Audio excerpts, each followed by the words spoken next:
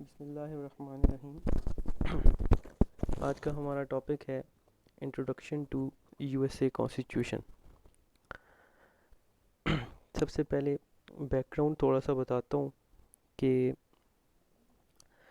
मुल्क जो हैं हिस्ट्री में दुनिया में इस तरह से होता है कि मुल्क जो हैं वो पहले बनते हैं, फिर उनका कॉन्स्टिट्यूशन कुछ अरसे बाद बन जाता है। मिसाल के तौर पे इंडिया, पाकिस्तान, चीन वगैरह। लेकिन अमेरिका के केस में ये चीज़ उलट है। अमेरिका का कॉन्स्टिट्यूशन पहले बना और अमेरिका जो है वो उसके बाद वजूद में आया। तो ये बात समझने के लिए हमें जो है इसका बैकग्राउंड समझना पड़ेगा कि बैकग्राउंड क्या था। तो 17th सेंचुरी में इस तरह होता है कि ब्रिटिश ने अमेरिका को भी अपनी एक कॉलोनी बनाया हुआ है। अमेरिका जो है वो ब्रिटिश के अंडर कंट्रोल है। और 1776 में 1776 में इस तरह होता है कि ब्रिटिश जो है वो हाई हाई टैक्सेस इम्पोज कर देता है। हाई टैक्सेस इम्पोज करने की वजह से एक रिबेलियन स्टार्ट हो जाती है। रिबेलियन जो है वो कामयाब होती है और 1777 में ब्रिटिश जो हैं वो चले जाते हैं और एक कॉन्फेडरेशन ऑफ स्टेट्स जो है वो बन जाती है। अब यहाँ पे कॉन्फेडरेशन और फेडरेशन के दरमियान फ़र्क समझना हमारे लिए बहुत ज़रूरी है।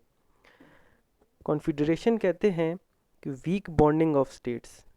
वीक बॉन्डिंग ऑफ स्टेट्स मतलब कि ज़्यादा जो पावर्स हैं वो स्टेट के पास हों, और लेकिन ये ख़ुद को बोलें कि हम आज़ाद हैं, लेकिन चंद चीज़ों पर आपस में इत्तेहाद कर लें। इसको कहते हैं कॉन्फेडरेशन। और फेडरेशन कहते हैं स्ट्रॉन्ग बॉन्डिंग ऑफ स्टेट्स।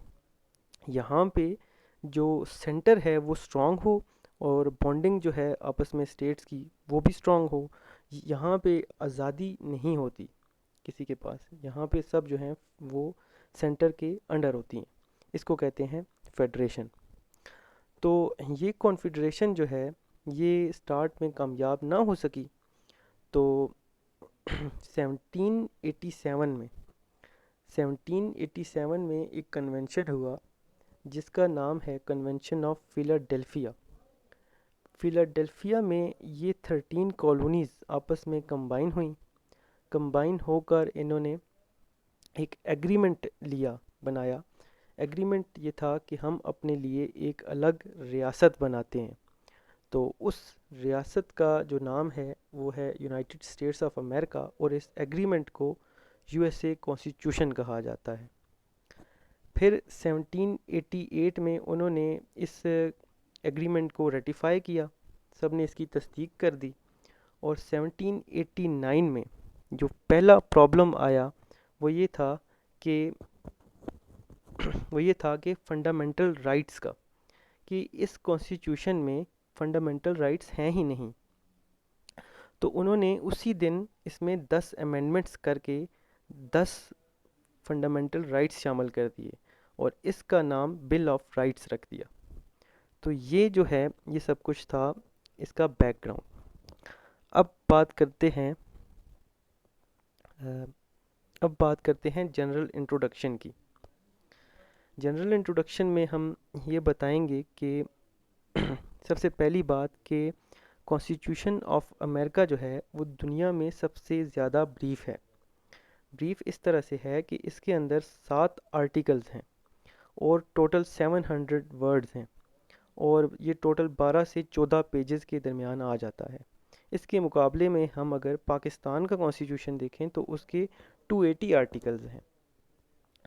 और इसकी रिजिडिटी ऑफ कॉन्स्टिट्यूशन पे अगर हम बात करें तो 230 साल हो चुके हैं, और इसमें टोटल 27 अमेंडमेंट्स हुई हैं और 4000 प्रपोज्ड हुई थी, जिनमें से टोटल 27 अमेंडमेंट्स जो हैं वो पास हुई हैं। तो ऐसा क्यों हुआ, इतनी कम अमेंडमेंट्स इतने बड़े अरसे में क्यों हुई? तो इसका जो प्रोसीजर है वो थोड़ा सा कॉम्प्लिकेटेड है। तो उसको समझने के लिए हमें ये समझना पड़ेगा कि अमेंडमेंट किस तरह से होती है।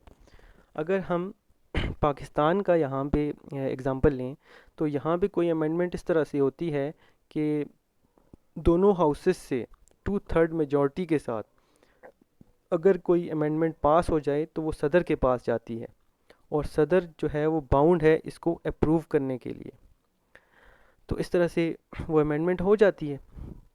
लेकिन यूएसए में इस तरह से है कि यहाँ पे जब भी कोई अमेंडमेंट 2/3 के साथ पास हो जाए तो वो स्टेट रेटिफिकेशन के लिए जाती है।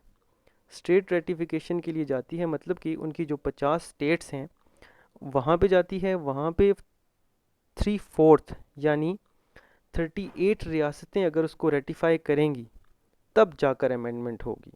इसलिए इसको रिजिड कहा जाता है। इसलिए इसमें टोटल 27 जो हैं वो अमेंडमेंट्स हुई हैं। इसका एक और जो जनरल इंट्रोडक्शन में हम बात करेंगे फीचर पे, वो है फेडरल सिस्टम। अब फेडरल सिस्टम क्या होता है? फेडरल सिस्टम इस तरह से होता है कि एक सेंटर होता है और कुछ प्रोविंसेस होते हैं, और इनमें जो है पावर शेयरिंग होती है। अमेरिका में है सेंटर, और जो हैं बाकी प्रोविंसेस को हम स्टेट्स कहते हैं। तो वहाँ पे जो कॉन्सेप्ट है वो ट्रू फेडरेशन का है। ट्रू फेडरेशन का कॉन्सेप्ट समझने के लिए हमें पाकिस्तान की एग्जांपल लेनी पड़ेगी। पाकिस्तान में 18th अमेंडमेंट के बाद हमने जो पावर्स हैं वो ज़्यादा दे दी हैं प्रोवेंसेस को। रिजाइडरी पावर्स जो हैं एजुकेशन, हेल्थ, मतलब हेल्थ या एजुकेशन का कुछ भी है तो उसका जो है सूबा ज़िम्मेदार है, वफाक ज़िम्मेदार नहीं है। तो पाकिस्तान जो है वो ख़ुद को फेडरल स्टेट कहता है इन बातों पे, लेकिन फेडरल स्टेट तो है पर ट्रू फेडरेशन नहीं है।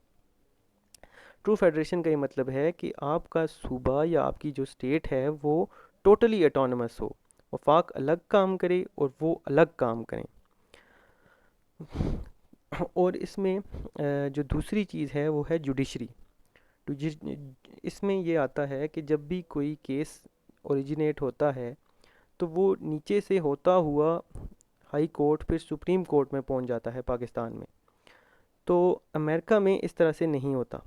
वहाँ पे जो केस स्टेट्स में ओरिजिनेट होते हैं वो स्टेट की ही जो हायर कोर्ट होती है उसमें ख़त्म हो जाता है, वो सुप्रीम कोर्ट में नहीं पहुँच सकता। इसलिए उनकी जो कोर्ट्स हैं फेडरल की वो अलग हैं, और जो स्टेट्स की कोर्ट हैं वो अलग हैं। पाकिस्तान का जो सिस्टम है वो है सिंगल इंटीग्रेटेड जुडिशरी। यहाँ पे केस जो है सुप्रीम कोर्ट में पहुँच जाता है, और वहाँ पे जो है इस तरह से नहीं होता। इसलिए हम कहते हैं कि अमेरिका में जो है ट्रू फेडरेशन का कॉन्सेप्ट है।